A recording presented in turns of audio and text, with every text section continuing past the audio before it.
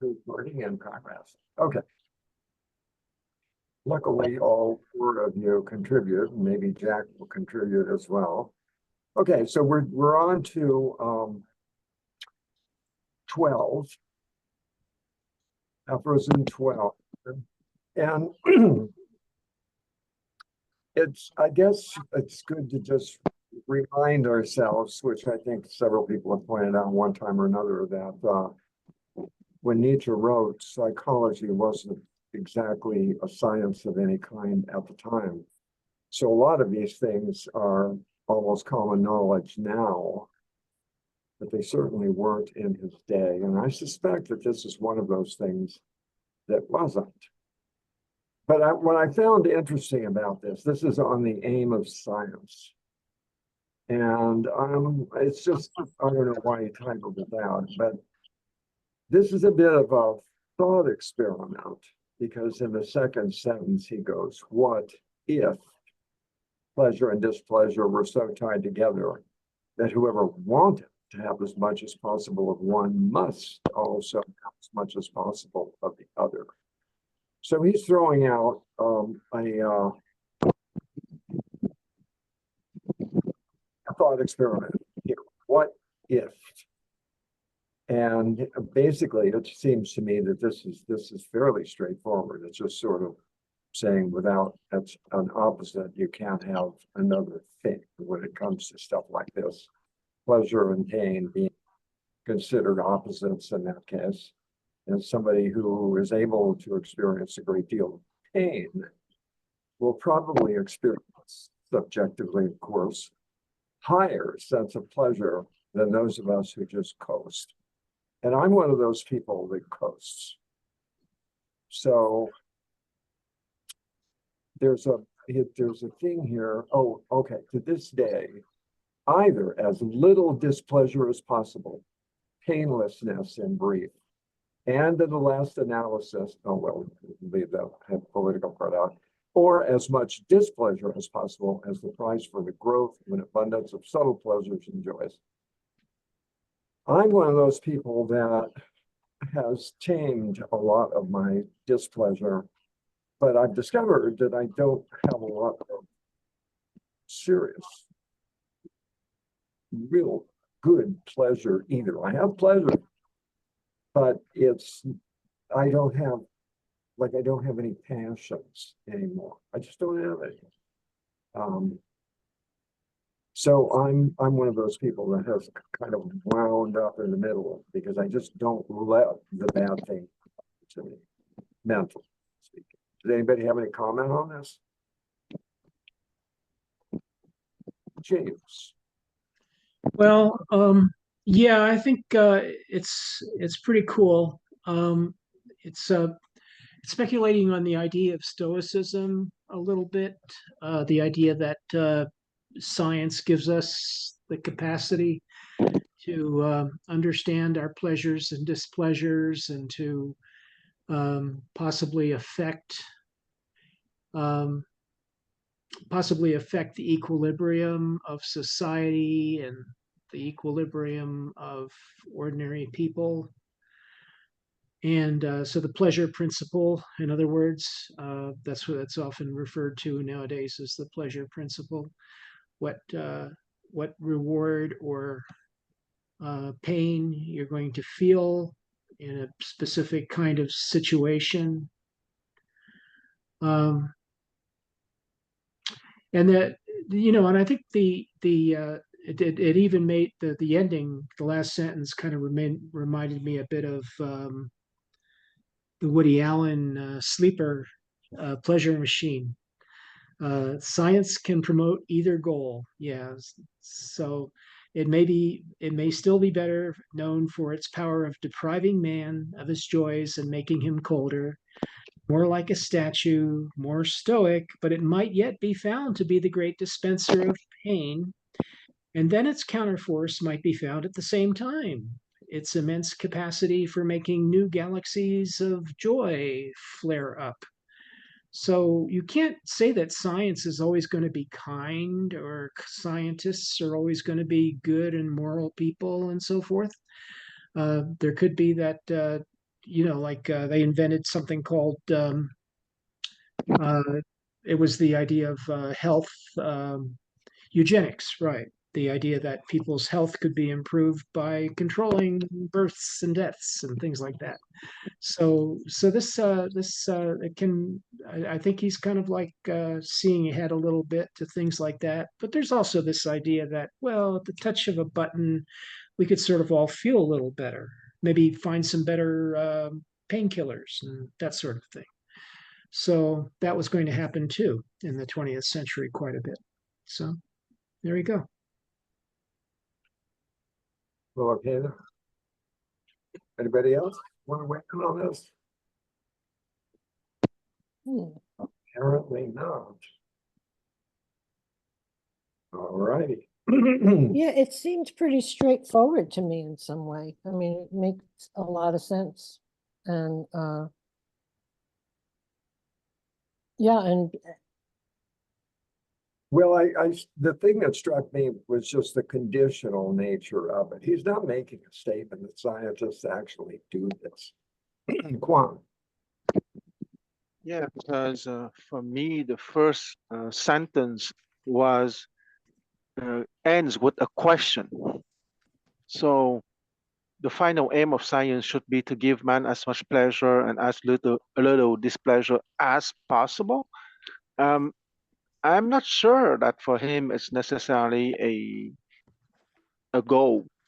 After that, I consider that the rest of the paragraph is more consideration on philosophy and on psychology, in the sense that the more you're capable of pain, meaning the more you're capable of what I would call emotional scope, you would go as much deeper on the painful side than on the exciting or happy side. Okay, so uh, that the content of the paragraph is clear, but it's a little bit strange for me that he would put that content under the label of science, because for me it looks much more like psychology and philosophy.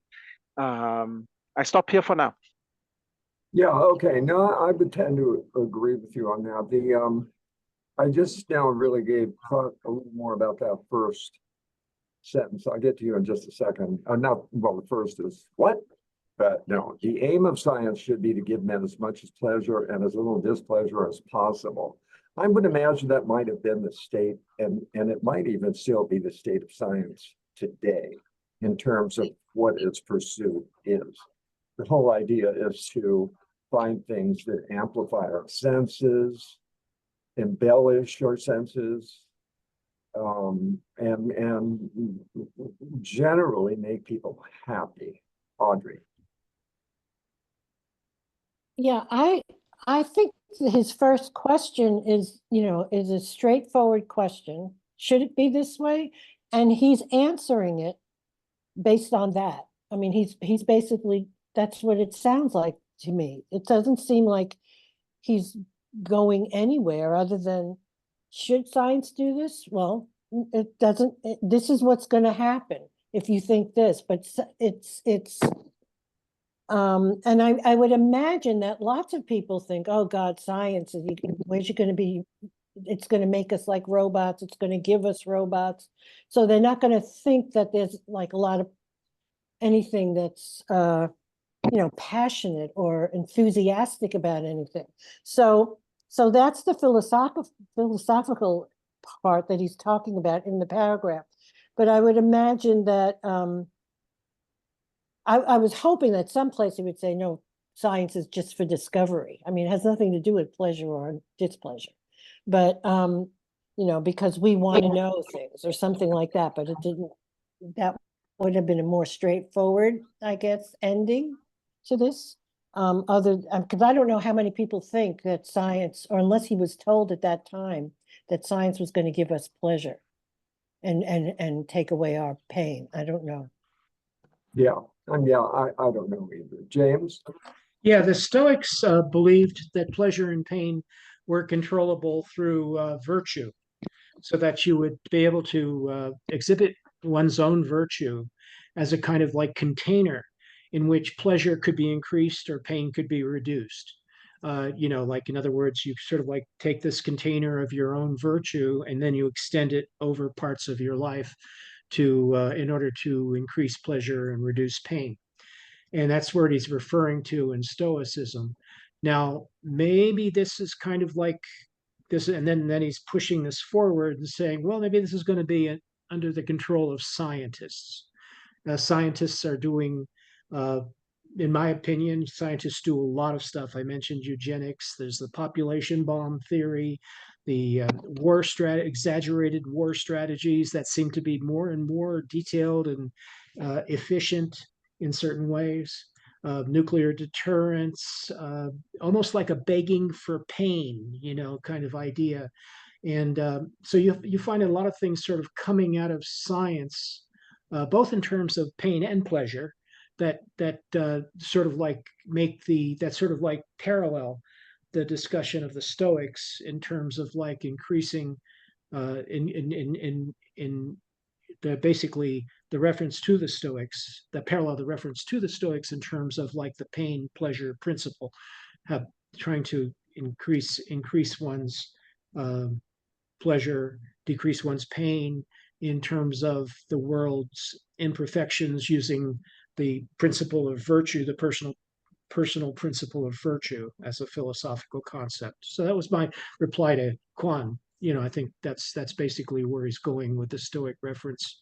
And now he's saying that science has put himself is more or less in the same position that the Stoics were trying to achieve. The Stoics, you've got the Stoics all wrong. You might be thinking of the Epicureans. No, the Stoics, and he says it here, and that's what I missed the word earlier when I was talking about my own experience. I consider myself something of a Stoic. And so you don't look for pleasure. That is not part of what you do. You look to minimize the amount of pain you're feeling, and that gives you pleasure. You don't run around looking for more pleasure because you know that there's a risk that that's going to cause more pain down the road. So the Stoics are middle of the road.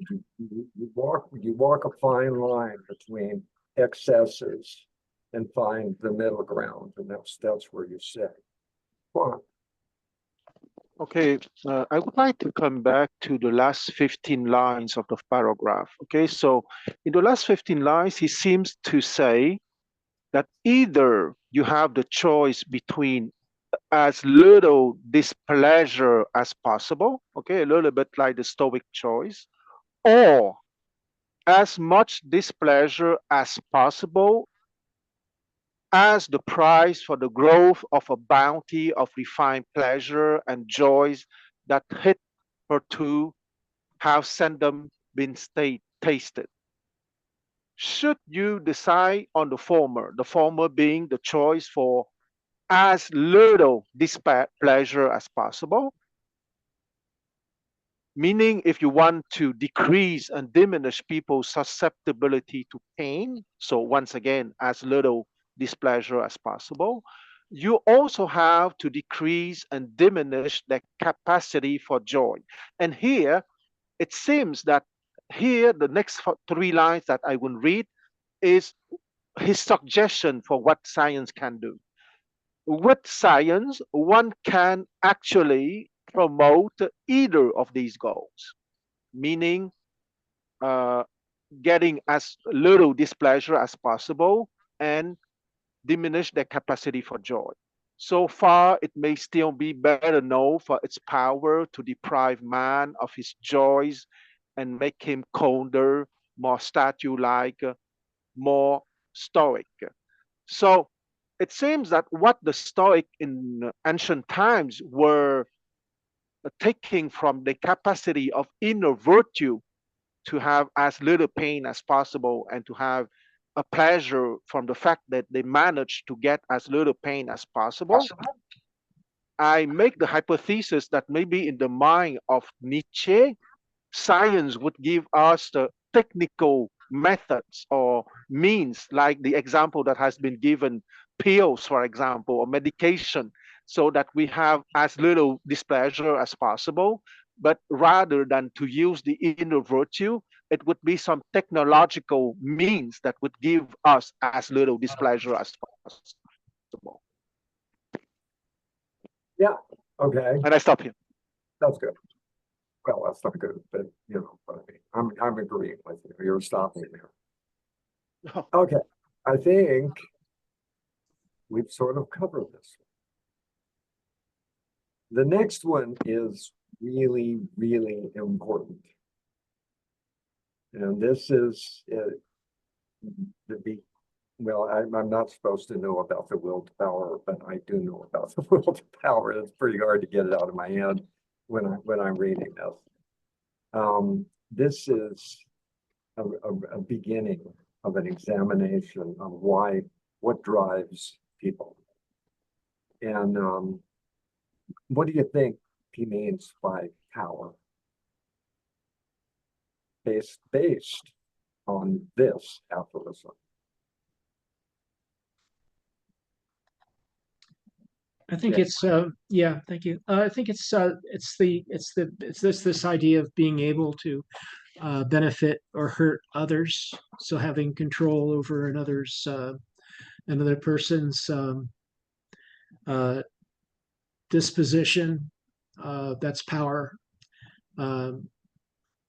Yeah. So that's all. That's all. Okay. And he talks about increasing our own. We want to increase their power. No, he says, but in that way we increase ours, or we want to show them how advantageous it is to be in our power, and more satisfied with their condition, more hostile to and willing to fight against the enemies of our power. So this is kind of like psychological there, but I do think he wants to help people. Power is basically to hurt people or to help people. Well, yeah, but he's working at figuring out what power is. And that doesn't help to just say power to hurt or whatever. The power is a quality of some sort that he's opining about here. Quan. I think that in my mind, the main sentence is, he who feels I am in possession of the truth, how many possessions does he not renounce in order to save this feeling? So once again, the title of the paragraph is on the doctrine of the feeling of power. So apparently, he thinks that the feeling of power is precisely the conviction, the belief that I am in possession of the truth. So what would he not throw overboard in order to stay on top? That is above the others who lack the truth in inverted commas. Okay, I think that all he's providing here is an example of what that feeling will drive people to do. I don't think he's trying to assert that the truth is power in some way. That power is more of a feeling, and I'm glad you pointed out, I forgot about what the actual title of this was. The feeling of power. You may not have any real power, but if you feel that you have, that sort of means something. And what I found interesting was this. It's the third paragraph in the Kaufman translation. Certainly the state in which we hurt others is rarely as agreeable in an unadulterated way as that in which we benefit others. It is a sign that we are still lacking power, for it shows a sense of frustration in the face of this poverty. It is accompanied by new dangers and uncertainties for what power we do possess, and clouds our horizon with the prospect of revenge, scorn, punishment, and failure. And I think what he's trying to do here is separate this sense of what power is for him from what is, there are a lot of critics of Nietzsche that think power is like Stalin had power, Hitler had power. But I think what he's trying to say here is that is not power. The power is the person who can resist all of it and feel stronger as a consequence of it. It's not brute strength. It's not the possibility of being able to, tie somebody up in a chair and torture them. This is not power. This is a lack of power. Jason. I think the most important sentence is the last one. Okay, the compassion is praised as a virtue of the positive. Okay, so my understanding is power is every living organism has power, and we need power to live. Okay, doesn't matter every day. Even now I'm speaking, I have a power. Because if no power, you don't survive. You don't even live. So I think that's the basic assumption for Nietzsche. And he's not going to argue about this. He just said that's the power. So he said the doctrine of feeling of power. So that's important. So you talk about like a Stalin, you can bully your neighbor, you can kill somebody. That's the way to show your power. But I have to agree with you, Lindsay. It's not really a power. But in another way, there's a very cheap way to feel the power, which is compassion. Okay, so you just feel compassion to your dog, and then to your neighbor, love your neighbor. That's a very cheap, easy way to show or to feel the power. I think that's his statement, right? So compassion is not necessarily virtue, necessarily good, because I can find somebody, some kids, I pet his head, give him a candy. Okay, I can show my compassion. I feel my power. I think that's what he's talking about. Yeah, we're not going to be able to nail all of this down. I don't think, because even Nietzsche is sort of exploring this notion of power, and I think he's going against an awful lot of the popular grain by pursuing this line of thought. And I think what Quant quoted earlier is a really, really outstanding example of what you wouldn't normally think of as power, which is that power of resistance. If you feel that you have the truth on your side, you would die for that. And so you are experiencing a high level of personal power of some sort, or control, or something on that order, Audrey. Yeah, well, now Jason threw me off with his discussion of compassion. So, but I was interested in what sentences meant in the last chunk, where it starts, only the most irritable and covetous adherents of the feeling of power to those for whom the sight of those who are already subjected, the objects of benevolence. So I guess he's likening that back to when he mentioned politicians. I mean, I'm just trying to understand where he's going here, because I was having a hard time actually understanding the text here. Is a burden, the objects of benevolence is a burden and boredom. Might it be more pleasurable to imprint the seal of power on the reluctant? It depends on how one is accustomed to spice one's life. It is a matter of taste, whether one prefers the slow or the sudden, the safe or the dangerous and daring increase in power. One always seeks this or that spice according to one's temperament. I guess an easy prey is something contemptible for proud natures. So basically, he's talking now about the people who feel powerful, right? He's not talking about what he thinks power is. He's saying these people that think they're powerful, this is the way I understand it, or at least the way I compensated for my lack of understanding. I just felt like that he's basically saying that an easy prey is considered, I'm throwing the word considered in there, something contemptible for the proud person. Oh, they're weak, they're this, they're that. That's the way I thought it meant. They take delight only in the sight of unbroken persons who could become their enemies, and at the sight of all possessions that are hard to come by. He sort of goes off here. I don't know. They are often hard towards someone who is suffering, for he is not worthy of their contention and pride, but they are the more obliging toward their equals. So he's talking about the person that feels power only. He's not talking about what power is. And I just wanted to clarify, that's my understanding. Is that what other people here understand? That's good. That's really good. Thank you. No, I'm now really grasping that myself. I threw that question out initially because there's an explorer. He really isn't.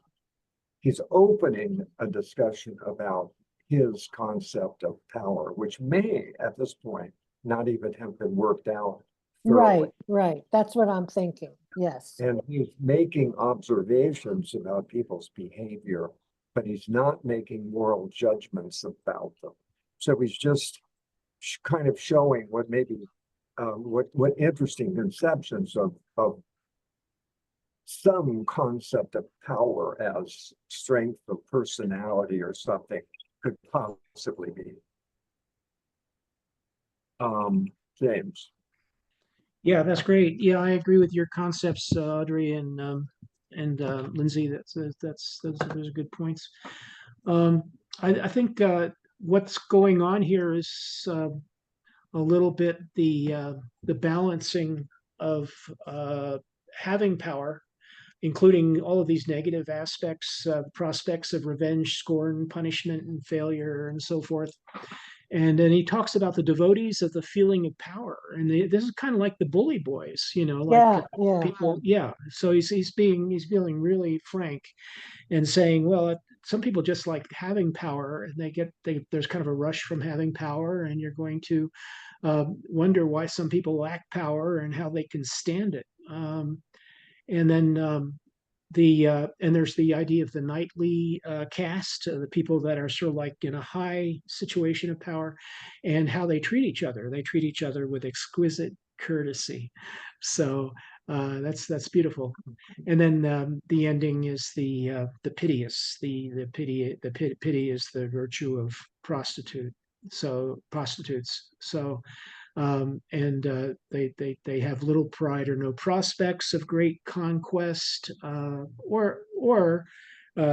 they're just throwing away, in a sense, they're throwing away their power. Maybe they can actually resurrect the prostitutes, or they could resurrect the lowest classes and create a socialist heaven. That's always possible. But here he's talking about the effect of the feeling of power. One has to either, if one has power, one might be really interested in increasing one's power. If one can have a good feeling from doing it. Like the Knights of the Round Table or the King or any of those people, that sort of like dwell in power and maintain a lot of it. So so it's a very good review of the kind of psychological, philosophical situation regarding power. And you're right, he's building the theory. I love what you said, Lindsay, about it. Yeah. Yeah, I think as Quan pointed out earlier, and Audrey backed up and supported deep, it's this feeling of power. These people may not have any power in the concept that he has in his head. He's showing how different kinds of situations people can feel powerful. Whether they are powerful or not is still questionable. To come back to the feeling of power and taking the 2 or 3 examples that he gave, how you can get that feeling of power. And I think that the 2 or 3 examples he gave are not necessarily in the same direction. Okay, to go back to the first example that I picked, the feeling that you have the truth, any kind of truth, the scientific truth, the religious truth, psychological truth, it doesn't matter. But that feeling of power from that kind of experience depends only on you. Okay, but with the example that have been given by Audrey and James, for example, that you would not be excited to hurt someone who is already down, but let me read that. An easy prey is something contemptible for proud nature. They take delight only at the sight of unbroken persons who could become their enemies, and at the sight of own possessions that are hard to come by. They are often hard towards someone who is suffering, for he is not worthy of their contention and pride. And they are the more obliging towards their equals, against whom it would be honorable to fight and struggle if the occasion should arise. Spurred by the good feeling of this perspective, the members of the 90 caste become accustomed to treating each other with exquisite courtesy. So in the first case concerning the truth, it can be something entirely in my head. I think that I know God, for example, and for me, it's the truth.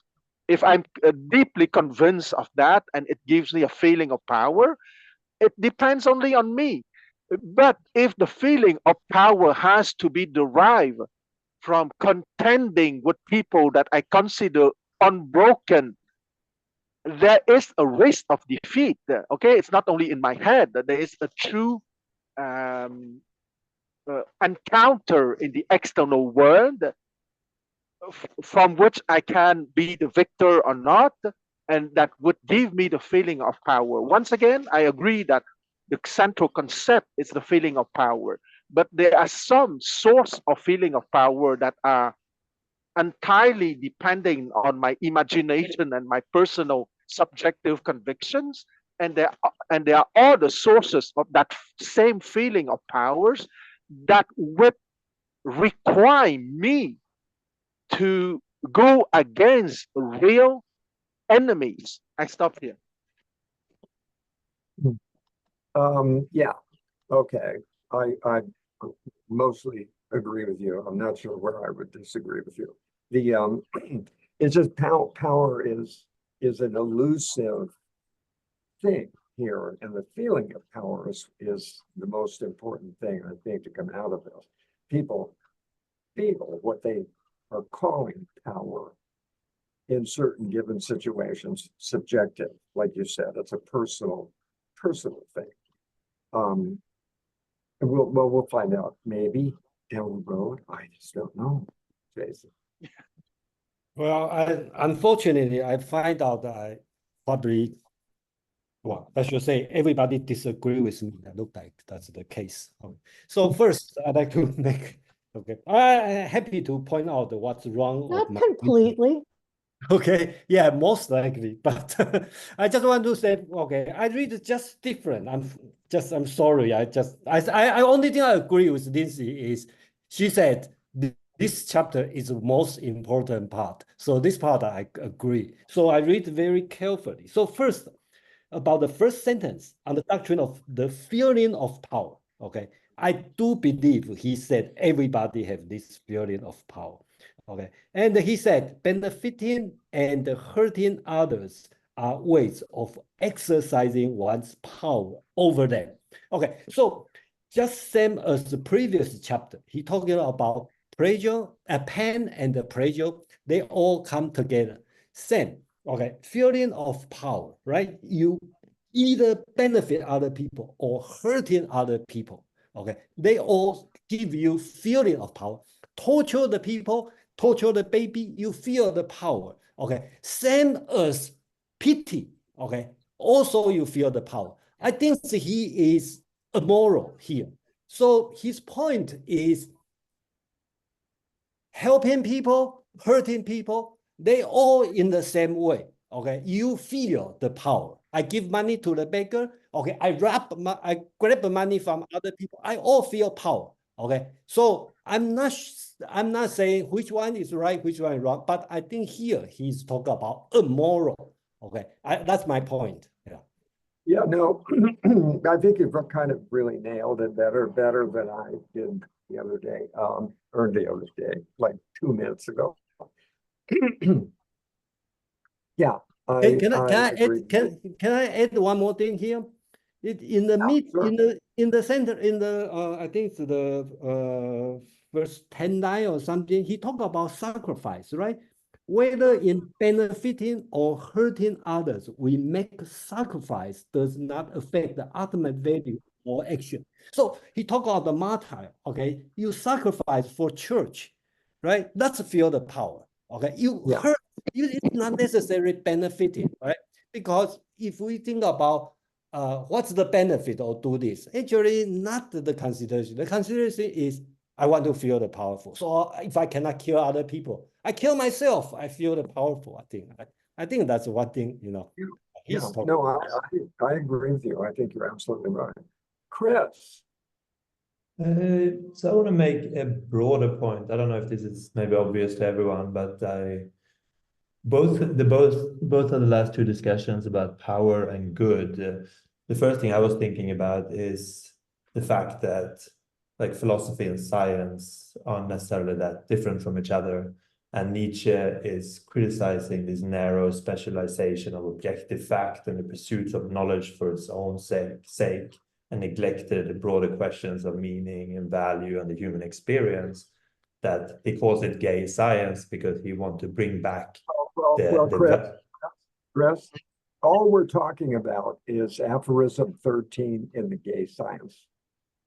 The conceit of the meetup is we just got this book. We don't know what else there is. We don't know where he's going. We're finding out. So you're going way beyond the scope of what we're doing here. So if you just want to address aphorism 13 about the doctrine of the feeling of power, that'd be great. Okay, so the feeling of power then, so what he's highlighting is that scientists, while they believe that they are really objective and they're pursuing truth, he's saying that you can't, when you pursue truth, you can't avoid also pursuing power or good, like because fact doesn't exist without the human context.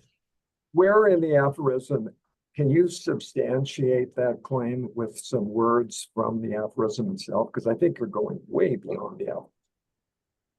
Okay, sorry about that. I don't think he's saying that at all. Okay.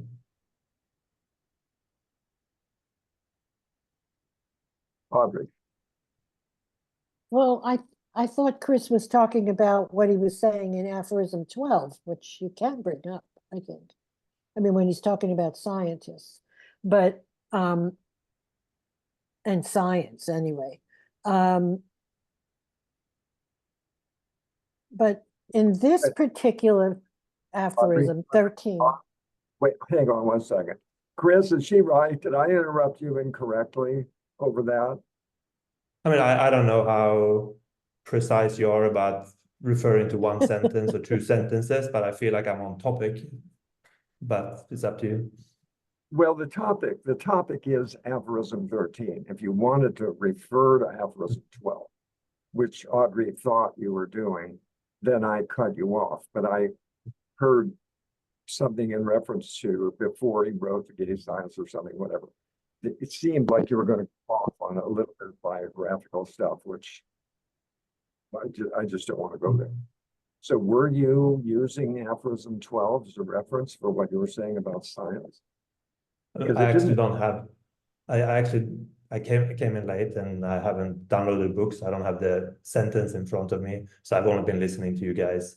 So I can't say. Okay. All right. Well, that's fair then. Okay. So I urge you to get I have a copy of the Cambridge edition and a link on the webpage, or you can get the Kaufman edition as well.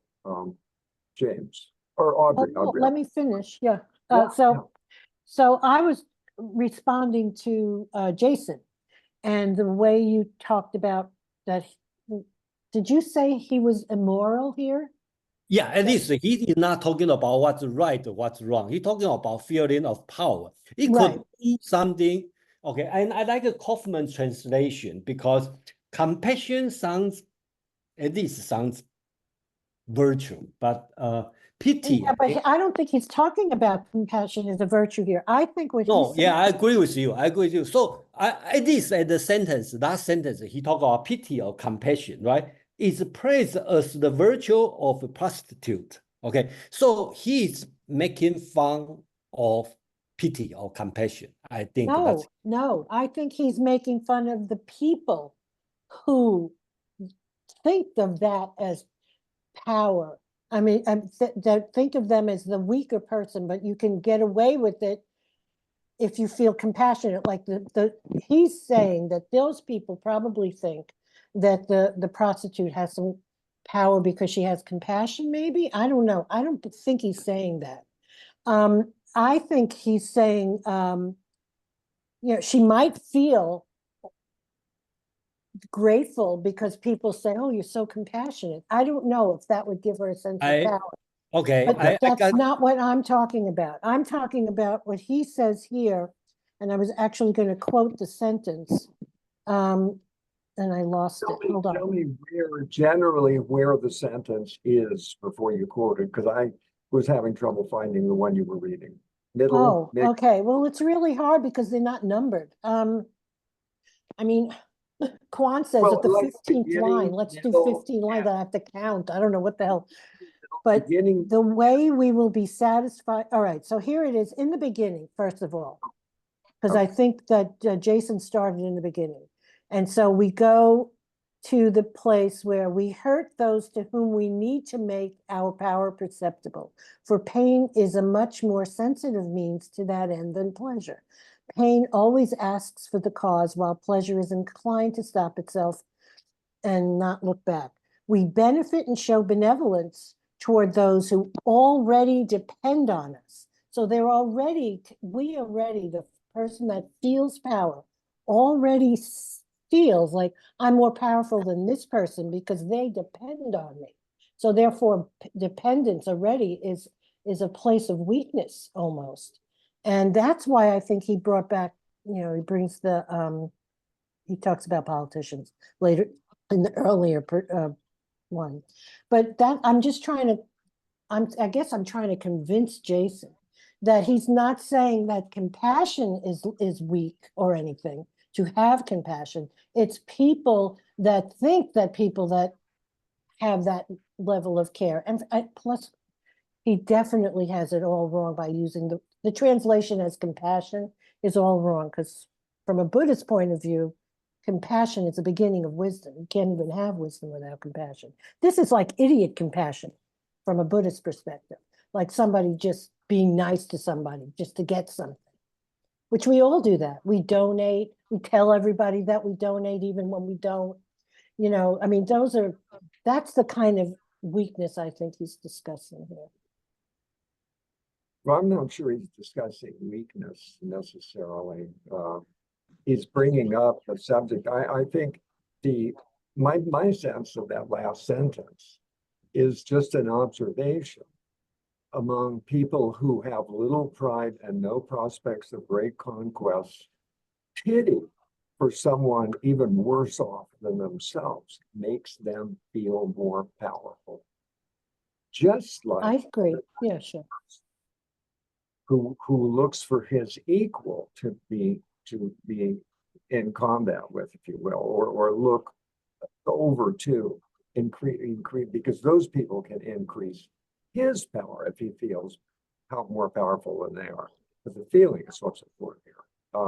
I think, James. Yeah, thank you. Yeah, I just want to beat up on Jason some more. The end, he obviously sees the suffering of humanity as the prey, right? So these are the ending is that kind of idea. They don't suffer from any specific impairment, but they do not hold the balance of power, because even if there are piteous liberals that are going to help them, or they oppose their suffering, but they never actually oppose the actual causes of the suffering. So we can count on the piteous to stay piteous, and I think that's part of Nietzsche's point about the virtue of prostitutes. Um, the and that the and also this other point at the closer to the beginning about the pain being much more important than the pleasure. You have a choice when you're trying to exercise power. You have a choice. You can always try to exercise power toward by giving benefits, or you can try to exercise power through hurting others. And the hurting others is, in a way, it's generally more effective. And that whole center part about the virtue of the bullying, right? The bullying exercise their virtue over others in terms of creating pain, and are essentially effective in that way. And then when they have a congregation of bullies, when there's a cluster of bullies together, they're exquisitely courteous to each other. So these are all kind of ironies, but at the same time they're all true. So it's a very interesting position on morality and truth, that the truth, and including how those who are right, those who have the truth, will actually use it as a means of extracting, of upholding their power. So he mentions that kind of in the middle there somewhere. It's kind of like not the core of what's going on, but it's this the idea of like one of the principles of power is by asserting one's truth. That's in the second paragraph. What would they not throw overboard to stay on top, which means above the others who lack somehow the truth. So yeah. So it's just very interesting. But as far as the morality goes, yeah, he's going through a whole, basically a whole story of morality here, and indicating that the piteous are not are they're helped by people that can't help them, because we all want to help the pity, but we never will remove the conditions that create the pity in the first place. I don't think that is concern. Why?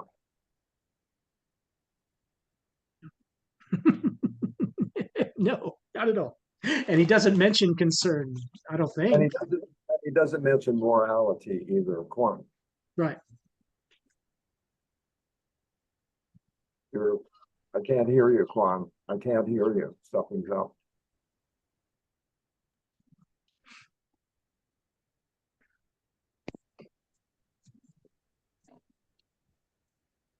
Okay, I will have to change my. You can hear you now. Yeah. Yeah. Yeah. Okay.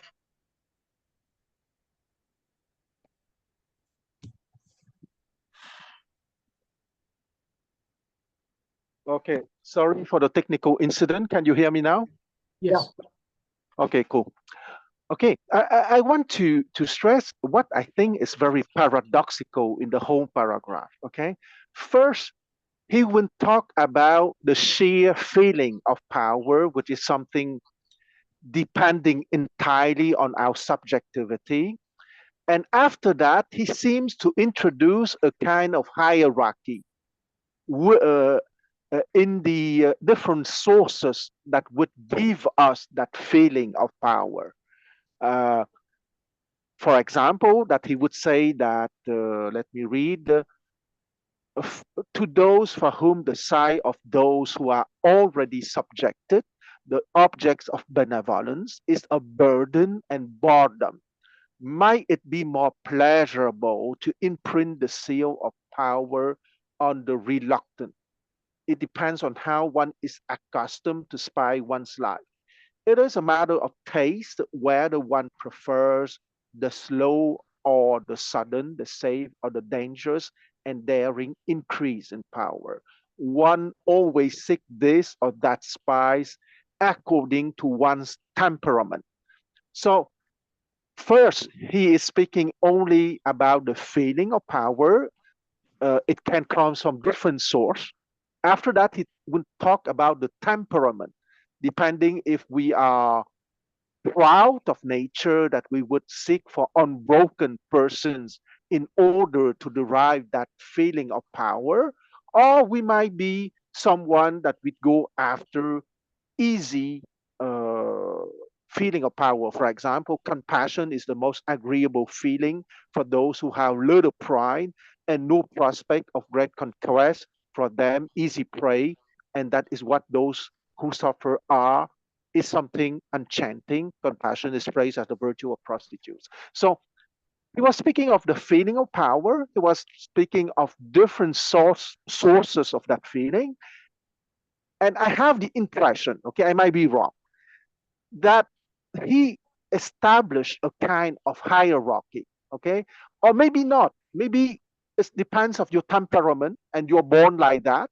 If you're born proud, you wouldn't look for unbroken people because you need to break people in order to derive that feeling of power. And but if you're not born proud, well, you wouldn't derive that same feeling of power from something much more simpler and much less dangerous. That's what I seem to understand. I stop here. Yeah, I'm considering this as a really cogent psychological observations in a large measure. People do the kinds of things he's describing here. He's trying to figure out how the feeling of power is affected by these actions that people do. So there, in a way, there's a search for what power is that started. That seems to me here, because I think the psychology is profound. I don't know if any of you guys thought the same sort of thing about this. There wasn't a paragraph I read in here that I didn't agree with, as a sense of this feeling of power that people never think about. This is kind of an opening up of a new way of looking at benevolence, for example, as something that makes us feel more powerful than the people we are being benevolent toward. Jason. Yeah, I just kind of respond to Audrey, and I find out we probably all agree on each other, except on the one word, prostitute. Okay, I probably read the prostitute in a different way than most of people, because remember, he is a 19th century European man. Okay, so he used the virtue of the prostitute. It's equivalent today, we say the virtue of the low man or the little man or small man or low people. So it doesn't mean the prostitute person. He just used this word to mean something meaningless, low-end people. Okay, I think that's he meant. Okay. Yeah, I usually try to stay away from any kind of biographical information because a lot of times I don't think it matters. But in Nietzsche's case, a lot of it matters. And there was a story that during the Franco-Prussian War, Buddy took him to a prostitute. His relations with women were never good. And he didn't have much to do with women generally. So women take it with a grain of salt when he says something. There's a presumption he died of syphilis in the end, tertiary syphilis. And there's some speculation that that trip to the brothel is how he caught it. That's beside the point, but that he had this moment with the prostitute gives him some background to actually speak about how a prostitute might feel. Not a lot, perhaps, but he may not have been talking about nothing. Chris, you're going to get the last word. We're going to wrap for today. Yeah. So I just wanted to say I read the two texts now, and I was definitely on topic. I just wanted to say that my point was that in 12, he's talking about the aim of science. It should be to give as much pleasure and as little displeasure as possible. And like that is the main claim that he's pursuing, that science is not cold and factual, it's actually value driven. And then he gives examples. He's not making moral judgments, I don't think, in any of the text. But he moves on in 13 to say that the feeling of power, the benefiting and hurting others, a way of exercising one's power, and the benefit and showing benevolence towards those who already depend on us. I think he's talking about the people who have the same truth as us, the power struggles between different groups who claim that they know the truth. So he's saying that they don't actually pursue cold facts. They are pursuing power and pleasure and avoiding pain. So we should be suspicious of anyone who claims to coldly pursuing the truth. Quickly, that was my short version. Yeah, I think that the notion of power is not necessarily separate from pleasure or pain. Power is a different psychological factor at play. And he's trying to put things that are more or less commonly understood in a power perspective instead of a moral perspective. Yeah. So when you take the stage and you get heard, you're not only taking power, but you're also pushing your agenda for pleasure and avoiding pain onto others. And you are demanding of them taking the same kind of perspective of what's pleasurable and what's painful. And you don't care about their pain because you're pursuing your pleasure or you're pursuing your power. And you could swap that out with you pursuing your truth. But because any truth is only kind of relevant if it's useful to you, you swap it out for power and make these provocative claims. That's what I think, how I interpret it. Okay, it sounds like you're speaking about truth with a capital T, which I know he does here, and I think there's a certain amount of derision built into that on his part. Also, I think he's being very provocative with the use of the word pray. He's trying to stir the pot a lot. Okay, we're done. I'm gonna have to, I got things to do. We can pursue this again further next week before we move on, if anybody wants to. Yeah, let's talk about compassion. Well, No, it's not if- in the word's not there, you know. What word's not there? The word compassion, was brought up by his use of the word pity, right?